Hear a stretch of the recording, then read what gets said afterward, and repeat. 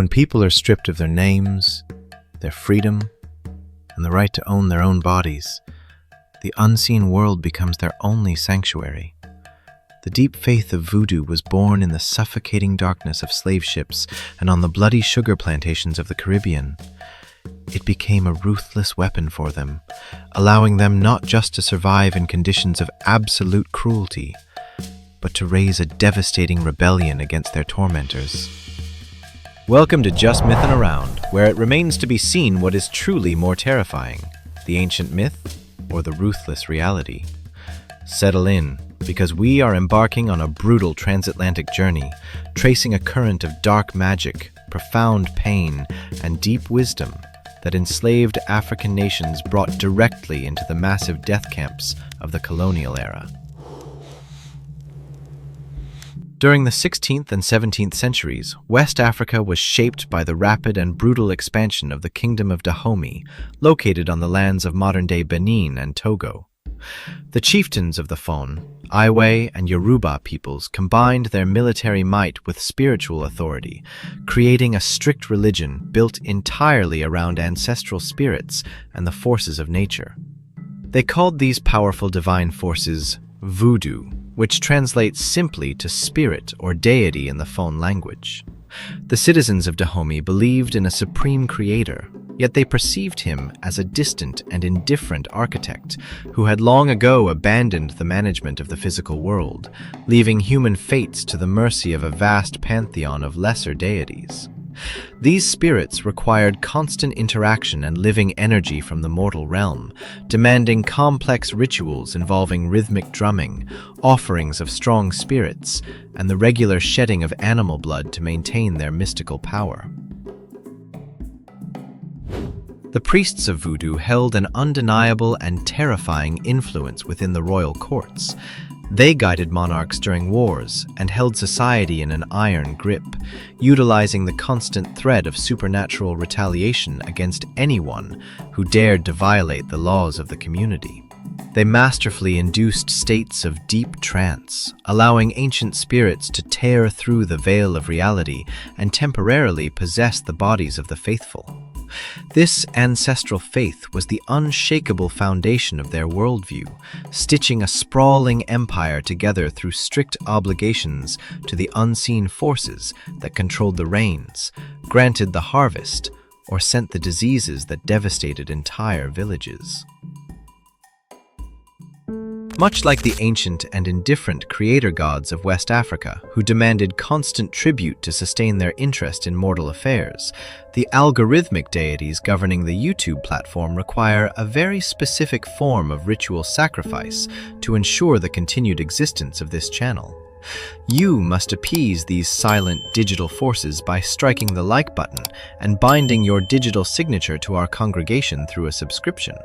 Otherwise, our transmissions will simply be buried in the algorithmic graveyard, completely severed from the visible world.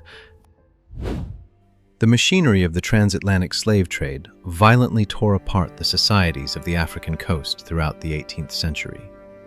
European merchant ships dragged millions of captive men and women across the ocean in dark and suffocating holds, dumping them into the absolute hell of the French colony known as Saint-Domingue, which occupied the western third of the island of Hispaniola. This land rapidly transformed into the richest plantation on the planet, bringing endless wealth to the French Empire through a merciless system of forced labor that squeezed sugar and coffee from the fertile soil. The enslaved Africans, who managed to survive the ocean crossing, found themselves in a reality that consisted entirely of back-breaking labor, constant starvation, and daily punishments with the whip, which all too frequently led to a fatal end. The French colonizers utilized the Code Noir to enforce a single permitted faith, demanding the immediate baptism of all captives into Catholicism and strictly forbidding any public displays of African traditions under the threat of severe mutilation. But the captive populations of Saint-Domingue found a brilliant way out. They deliberately hid their ancient deities beneath the luxurious robes and gilded halos of imported Catholic saints. This syncretism allowed them to preserve the core of their faith right in front of the armed overseers. When the enslaved laborers publicly knelt before an image of St. Patrick, driving the snakes out of Ireland, they were secretly praying to Dambala, the ancient and massive serpent spirit who held the world together.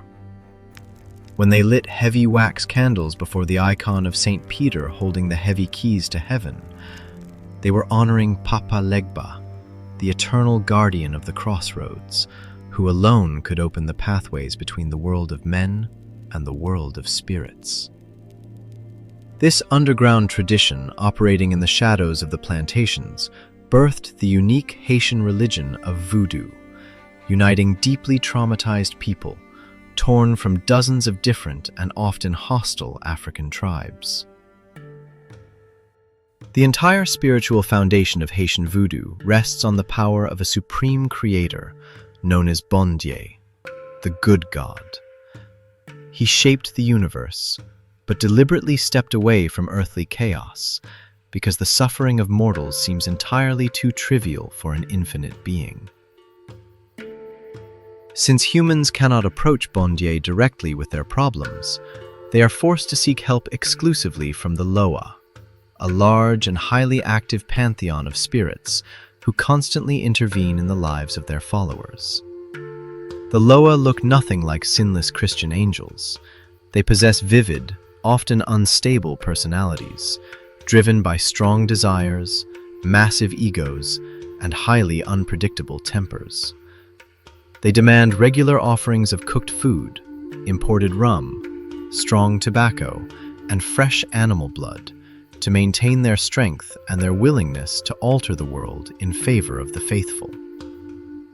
The complex ceremonies required to summon these entities are conducted by experienced priests and priestesses, known as Hungan and Mambo.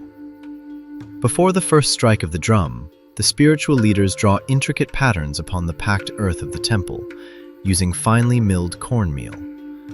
These symbols are called veve, and they function as precise beacons, designed to pull a specific loa from the invisible realm directly into the ritual space. As the relentless rhythm of the drums catches the heartbeat of the entire crowd, the boundaries between worlds blur. This pressure allows the Loa to cross over and temporarily seize the bodies of the believers, an act referred to as mounting the horse.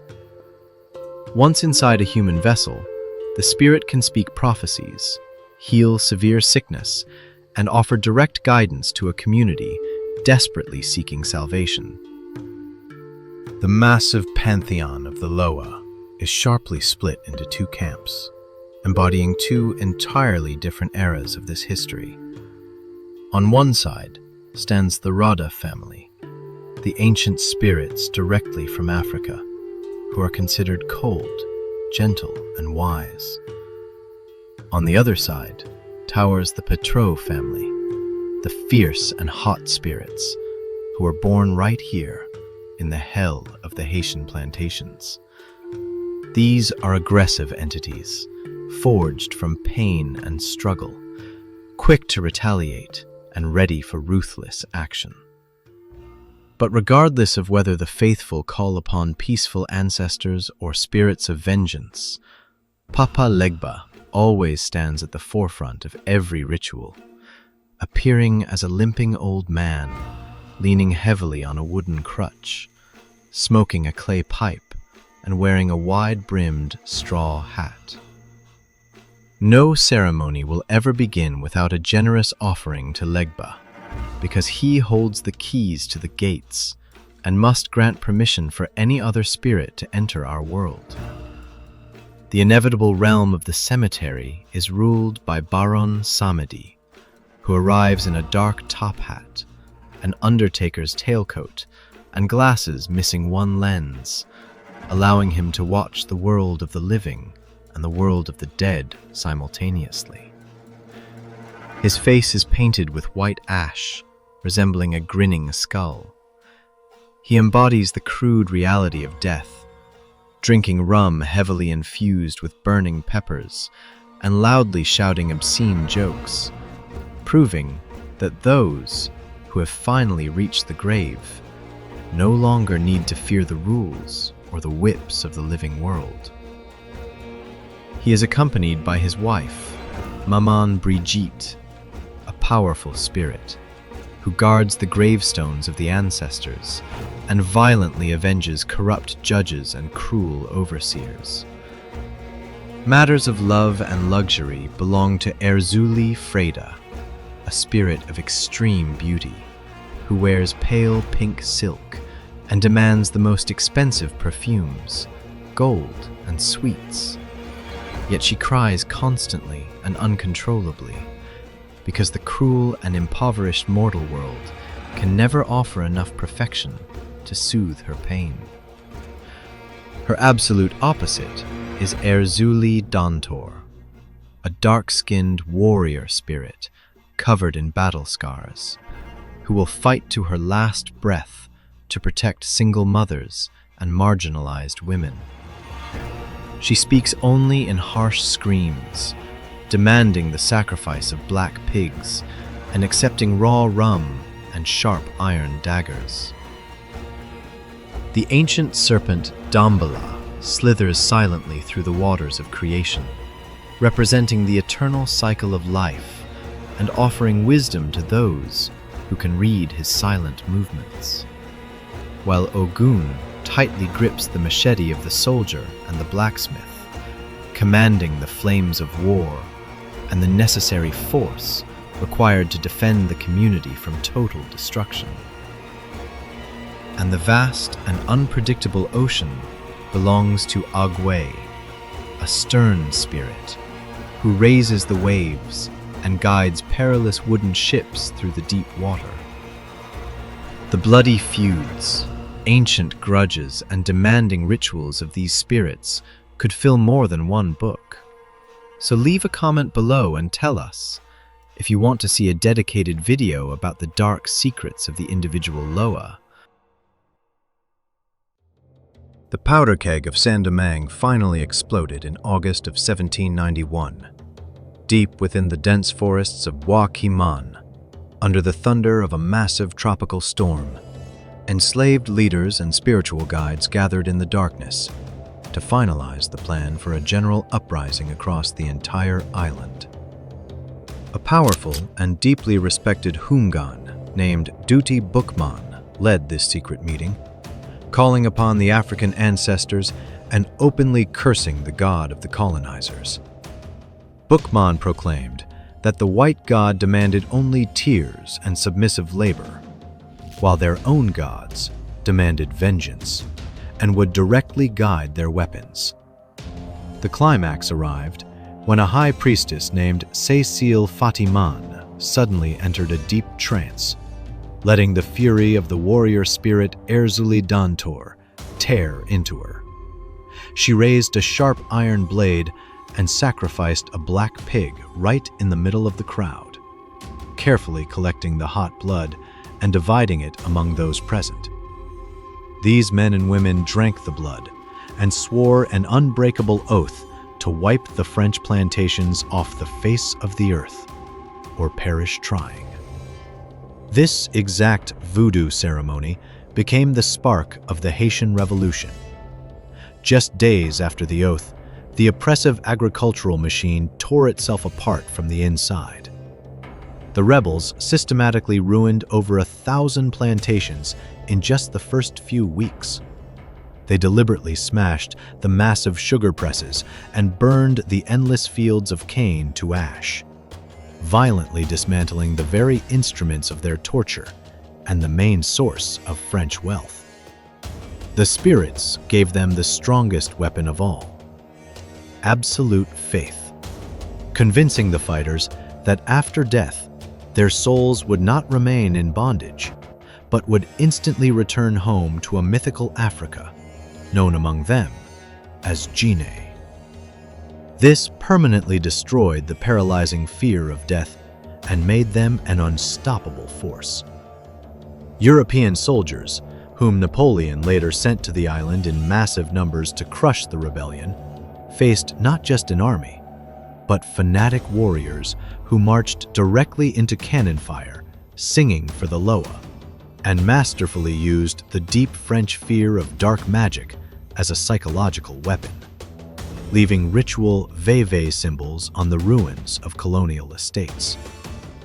This bloody and uncompromising path brought Jean-Jacques Dessalines to power, a former captive with whip scars on his back and a devoted follower of the war spirit Ogun, who definitively crushed the European troops and declared the independence of Haiti, proving that the wrath of the unseen world is capable of breaking the spine of the most powerful empire of its time.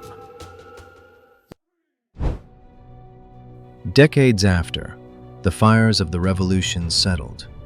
The muddy port city of New Orleans in Louisiana birthed its own, much more grounded version of these beliefs. After the successful uprising in Haiti, thousands of free people of color, exiled planters and captives, crossed the ocean, bringing their secret knowledge of the spirits into a chaotic city, where enslaved Africans, local indigenous tribes, and desperate Europeans had already mixed together. This melting pot created Louisiana Voodoo, a system that focused heavily on practical magic, personal survival, and the pursuit of power, rather than the massive community ceremonies of Haiti. By the middle of the 19th century, the undisputed queen of this world became Marie Laveau, a formidable and brilliantly intelligent woman.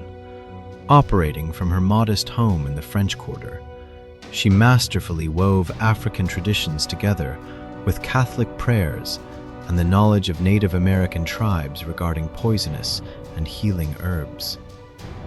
Marie Laveau built an invisible network of informants among the servants, who worked in the homes of the wealthiest white elite.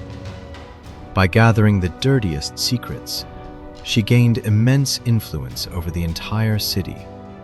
Corrupt politicians, judges, and wealthy businessmen secretly visited her courtyard at night to buy small protective pouches known as gris-gris, hoping to win a trial, seal an impossible deal, or destroy their competitors. Marie Laveau openly led massive rituals in Congo Square, dancing with a giant snake draped over her shoulders, and turned voodoo into an inseparable part of Louisiana. This same branch of practical magic gave rise to the figures that are called voodoo dolls today.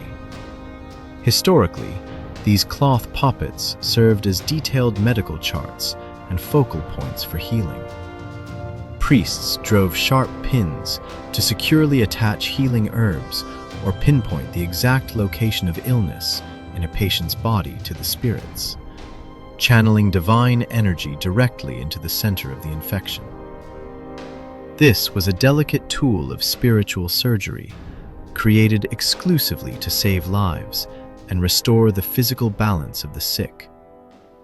And while this urban evolution of voodoo transformed into a tool of political influence, far to the south, in the deeply isolated mountains of Haiti, secret societies maintained an ancient system of judgment. A criminal who betrayed their community could receive the heaviest punishment: zombification. Sorcerers, known as boker, divided this process into two stages. First, poison from the liver of the pufferfish forced the victim into a state of deep lethargy. The powder slowed the heartbeat and breathing so drastically that even an experienced doctor would declare them dead. The person was publicly mourned and buried alive in a wooden coffin. The actual zombification began a few hours later, when the boker dug up the fresh grave under the cover of night. The lack of oxygen underground had already damaged the brain, but the main work belonged to Datura. The boker force-fed the victim this plant, Massive doses of scopolamine burned away the memory and broke the human will. The toxin transformed the person into an obedient slave, forced to work on remote plantations for the rest of their days. This erasure of identity terrified the locals far more than a simple death.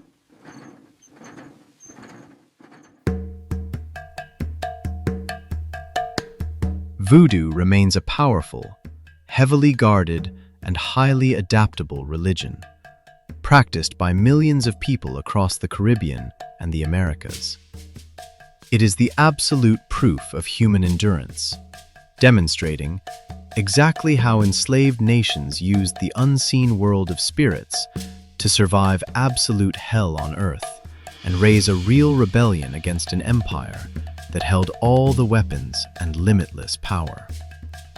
This faith looks straight into the darkest corners of nature and human cruelty, refusing to look away or apologize for the spilled blood, which sometimes became the only way to survive. It became an impenetrable armor for those who had absolutely everything taken from them, proving that even wrapped in heavy iron chains, a human being is capable of building their own universe, where they alone set the rules. This was just mything around. Knowledge is a weapon. Keep it sharp. Ha ha ha!